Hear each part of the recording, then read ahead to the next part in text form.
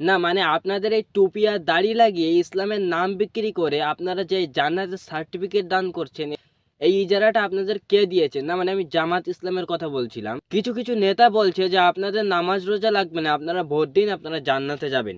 আবার বাংলাদেশে কোনো হুজুর দেখি টিকটকে গান লাগিয়ে টিকটক করছে। বলি ধর্মটা কি আপনার বাপের সম্পত্তি?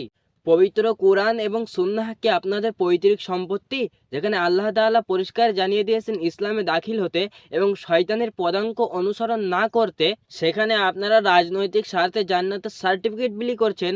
এই সাধারণ মানুষের সরল বিশ্বাস নিয়ে আপনাদের খেলা করার স্পর্ধা কে দিয়েছে? টিকটকে গান লাগিয়ে দাড়ি টুপি নিয়ে আপনারা যারা টিকটক করছেন তাদেরকে বলছি, এইভাবে ইসলাম ধর্মের বদনাম আপনারা করেন না। আপনারা হয় দাড়ি টুপি ছেড়ে টিকটক করেন, আর যদি আপনারা দাড়ি টুপি রাখেন তাহলে মসজিদে গিয়ে নামাজ পড়েন। ভিডিও যদি বানাতে হয় তাহলে ধর্মের কথা বলেন, কি কাজ করলে মানুষের ভালো হবে, কোনটা খারাপ কোনটা ভালো সেটা বলেন, হাদিসের কথা বলেন। এসব ভণ্ডামি ছাড়েন। আপনার আশেপাশে এমন ভণ্ডামি দেখলে সোচ্চার হন এবং নুরানি গল্পের সাথে থাকুন। আল্লাহ হাফেজ।